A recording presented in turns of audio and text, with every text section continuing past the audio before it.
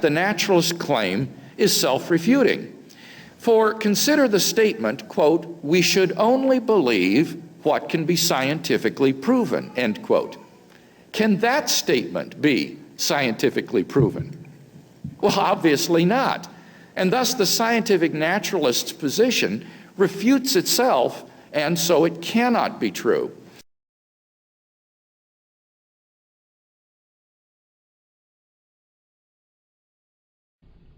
And so we want to begin by looking at what I call epistemological objections. Now, epistemology is a big word that you should learn that means theory of knowledge. Epistemology is the theory of knowledge, how we know things. It comes from the Greek word episteme, which means knowledge. And so these arguments are basically rooted in the impossibility of having a knowledge of God's existence, that somehow the evidence isn't enough, or that it isn't rational to believe in God. These are arguments based upon theism not meeting the requirements for knowledge. So that's why I call them epistemological objections, that somehow theism, or the belief that God exists, just doesn't measure up to what we call knowledge. Now, the first challenge that I want to think about with you is called verificationism. Verificationism was a philosophy that was dominant during the first half of the 20th century in the Anglo-American world. It belonged, well, so much for that one. Let me try this marker. It belonged to a school of thought, well, okay. No, there's not. So I will just tell you the words, and Marion will have to figure out how to spell them as best she can. They belong to a school called Logical Positivism. And basically what Logical Positivism tried to say is that religious beliefs or other types of beliefs like this are unverifiable through the five senses, and therefore they're meaningless. Okay, here's a green one. Thanks, Bob. Let's see. Logical positivism said that religious beliefs are unverifiable through the five senses, and therefore they are meaningless. And they championed something called the verification principle of meaning. The verification principle of meaning. According to the verification principle of meaning, an informative sentence, in order to be meaningful, must be capable of being empirically verified. Let me repeat that. An informative sentence, in order to be meaningful, must be capable of being empirically verified. That is to say, you have to be able to verify it through your five senses.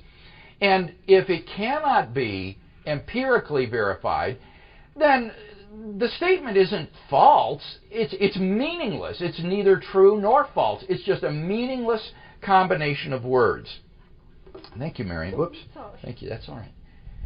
So, since statements like God exists, or God loves me, or God sent His Son into the world, were, in the view of the verificationists, not capable of being verified through the five senses, they said that they're meaningless. It would be like saying, "'Twas brillig, and the slithy toves did gyre and gimble in the wave." You know, it's just meaningless. It's not false. It doesn't even have the dignity to be false. It's just meaningless. And this verification principle went through a number of revisions. One of them was called the Falsification Principle. And according to the Falsification Principle, a meaningful sentence must be capable in principle of being falsified. That is to say, there must be some empirical test that you could perform in principle that would show the statement to be false. And if there's nothing you could do to prove it was false, then the sentence was just meaningless. And the prospects for religious language under the falsification principle were no brighter than under the verification principle, because these thinkers believed that there is no conditions under which religious statements could be falsified or verified, because they were just totally non-empirical. That is to say, they were about entities that aren't discernible by the five senses, like God. God loves me. There's nothing you can do to empirically verify that or falsify it through your five senses. Any question about those two principles before I illustrate one of them? All right. So to give an example, there was a symposium held at Oxford University in 1948 called Theology and Falsification, which featured the famous British philosopher Antony Flew. And Flew borrowed a story that he had heard from another philosopher to illustrate the falsification principle in operation against religious language. He said, let's imagine that there were two explorers working their way through the jungle, and they come upon a clearing in the jungle in which they find a patch of flowers growing. And the one explorer is convinced that this patch of flowers is in fact a garden that has been planted there by some gardener who tends it. And the other philosopher says, well, no, this is just a natural clearing in the jungle in which some flowers happen to grow. And so in the story that Flew tells, they try to find the gardener. They camp out near the clearing, but no gardener is ever seen. They set up electrical tripwires around the clearing, and no alarms ever go off. They're never able to find any trace of the gardener. And in order to save his hypothesis that there is a gardener, the one explorer has to continually revise his hypothesis by saying, well, maybe the gardener is an invisible gardener, or maybe he's intangible and so never trips the electrical fence. It's an undetectable gardener. And finally, in frustration, the other explorer replies, well, just how does what you call an invisible, intangible, eternally elusive gardener differ from no gardener at all? Well, the gardener in the story is obviously a symbol of God. And the idea here is that an intangible, undetectable, eternally elusive God is no different than no God at all. And so the story was meant to illustrate the meaninglessness of the God hypothesis, just as the gardener hypothesis was said to be meaningless. Now, as you think about this story, I think we would all agree that the gardener hypothesis had in fact suffered death by 1,000 qualifications, as Flew put it. It had become so revised and contrived that it was no longer plausible. But why does that disqualify the gardener hypothesis? What was wrong with that? Well, I think the answer is that the gardener hypothesis becomes increasingly and increasingly contrived to fit the results. In other words, it becomes what is sometimes called ad hoc. Ad hoc is Latin meaning to this.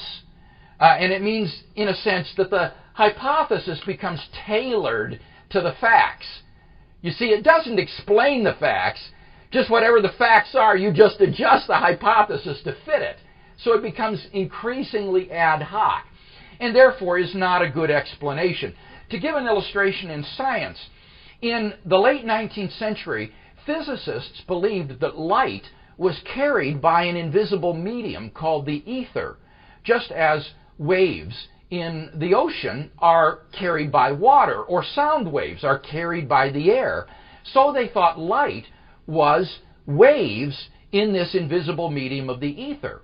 But attempt after experimental attempt failed to detect any presence of the ether. And the concept of the ether got continually revised and revised. It was said, well, maybe the ether somehow binds to the earth and travels along the earth with it like an atmosphere, so that's why we can't detect our motion through the ether.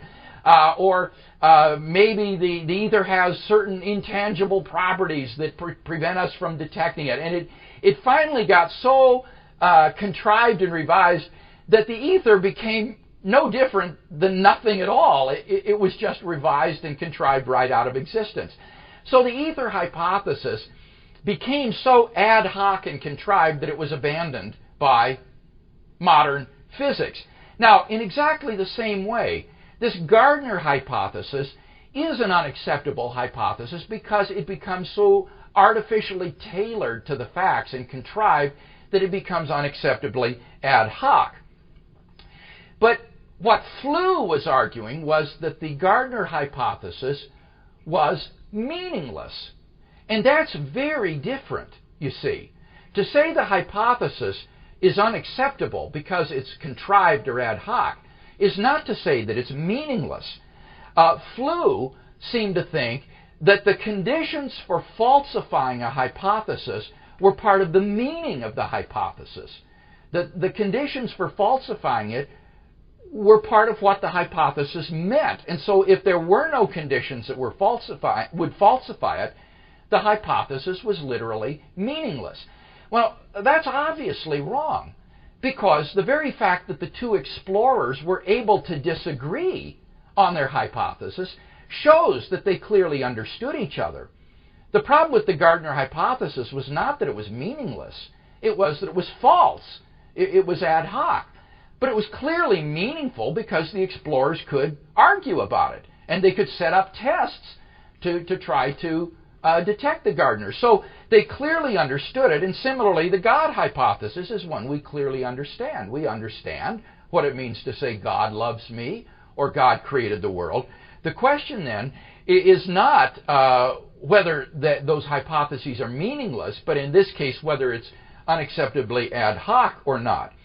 So the Gardner story that he gave really failed to show, I think, that religious statements, if they're unverifiable or unfalsifiable, are meaningless.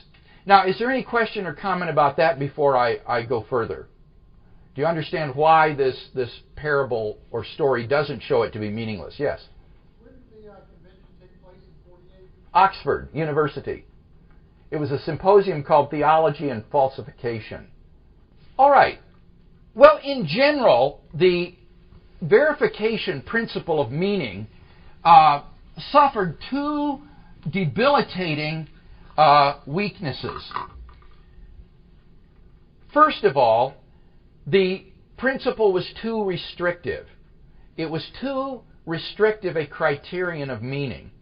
It was very quickly realized by epistemologists or theorists of knowledge that if you follow this principle, it would force you to regard as meaningless vast stretches of human discourse and language, including not just religious statements, but ethical statements, aesthetic statements, metaphysical statements, and in the end, even scientific statements. There are a lot of statements in science that are not verifiable or falsifiable in and of themselves, so that the principle would just be utterly unreasonable because it would be far too restrictive. We clearly have meaningful discourse in areas of human language which are not subject to either verification or falsification. But secondly, and this was the especially damning criticism, it turned out that the verification principle is self-refuting. It's self-refuting. For just to ask yourself the question, is this statement verifiable or falsifiable? A meaningful sentence must be verifiable. Is that verifiable? Well, no. There's no scientific test, no experiment you could perform to determine this, the truth of this. And therefore, the verification principle turns out by its own criterion to be just a meaningless combination of words. That sentence has no meaning by its own criterion. And therefore, there's no reason to be bothered by it, no reason to be troubled by it. Or at best, it would just be an arbitrary definition which we're at liberty to reject. And indeed, not a very good definition because, as I said in point one, it's evident that there are vast stretches of human language and discourse which are meaningful even though they're not verifiable or falsifiable.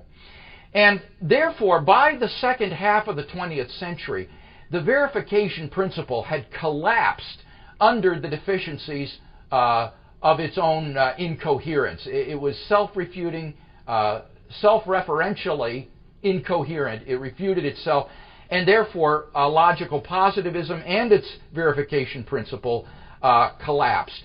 And what happened in the second half of the 20th century then is there has been a revival of metaphysics. Metaphysics is the area of philosophy that asks about the nature of ultimate reality and talks about issues that are beyond empirical verification, beyond your five senses. And with this renaissance of metaphysics has come as well a renaissance of philosophy of religion, and particularly Christian philosophy of religion. So in large measure, the contemporary burst of activity, this renaissance of interest in philosophy of religion, is due to the collapse of logical positivism and verificationism in the second half of the 20th century. Sadly, however, I find in speaking at universities, you will still hear people espousing this kind of verificationism, particularly people in the sciences who were educated, back in the 40s and 50s, or students who were educated under those type of men and have never done any work in epistemology outside of that. And you need to help gently explain to these folks that they're just out of touch. They're completely out of date, and that for those two reasons that I just gave, this verificationist theory of meaning is just untenable. Yes, Cindy. Yeah. What that person is talking about, Cindy, is not science. What he's talking about is logical positivism. And that's what you need to help the person see. Say, you're not talking about science. You're talking about a philosophy of science called verificationism. And if you adopt this verificationist epistemology, you will destroy science. You can tell this person, because science itself has unverifiable statements in it. Let me just give you one, okay, if you need an example. In science, there's a principle called the Copernican Principle, which says that we occupy no special place in the universe. That is to say, that the laws of nature that we observe governing Earth are the same laws of nature that govern Andromeda and the distant galaxies that we see. But there's no way to prove that. There's no way to prove that there's not a wholly different set of laws of nature that govern the other galaxies. We simply have to assume in science, in order to do science, that the same laws of nature that obtain here obtain there. And that's called the Copernican Principle. It's a foundational assumption of science. It cannot be proved scientifically. So if you only believe in things that are empirically verifiable, you have to reject the Copernican Principle, and you completely destroy science. And as I say, this is not a Christian critique. This principle in positivism succumbed under the criticism of secular philosophers of science who realized that this theory of meaning was too restrictive. And then, as well, you point out to your friend the other point was that there are truths that are not accessible by science, like ethical truths and aesthetic truths and truths about the nature of the world, like, for example, that there is an external world. Remember, I gave examples earlier that you cannot prove scientifically that you're not a brain in a vat of chemicals being stimulated by electrodes. Using the five senses, yes, I can, for me, because I can see myself, I can touch myself. I'm using my five senses to verify that I'm in fact here. Well, but see, that wouldn't work, Cindy, if on a strict verificationist view, because if you were a brain in a vat of chemicals, you would have exactly those same sensations. Your feeling yourself is nothing but the sensation of your nerve endings in your brain. You don't have to actually have a body to have the feeling that you're touching a body. All you have to do is have those nerve sensations. And if you're wired up with electrodes in a vat of chemicals, your brain is, he can make you feel your body, see these other people, hear them, all of that. So, again, I'm not trying to make you a skeptic, but what I'm trying to say is that if you adopt the epistemology that you only believe what can be empirically verified, you won't believe in those kind of metaphysical truths like there is an external world, which is crazy. So you show the person that it's too restrictive, and then you also show them that it would undermine itself. Okay, I'll take one more question, and then I have to let you go because we're over time. I'm sorry. Yes? Yeah. I'm so glad you brought that illustration up. I had forgotten about that, but the movie Contact, I think, is a brilliant critique of verificationism. And especially what I like is when she has that vision of the cosmos, and she cries, "I never knew, I never knew." And it's like a person when he first comes to know Christ, first comes to know God. And you go back and you try to tell people, it's real. You know, God is real, He's there. And they say, show me the evidence, prove it. And you're at a loss for words. And yet you've experienced that self-authenticating presence of the divine in the same way she did in the movie. And I thought that was a beautiful illustration of just the inadequacies of this kind of verificationism. So that's a good cultural bridge. If you can talk to someone, say, hey, did you see the movie Contact? It's just like that. I think that's very helpful. All right, well, next time we'll come back and look at the presumption of atheism, and I hope to show that indeed atheism is very presumptuous, and that we have no reason to presume it's true. The copyright for the content of this recording is held by Dr. William Lane Craig. For more, go to reasonablefaith.org.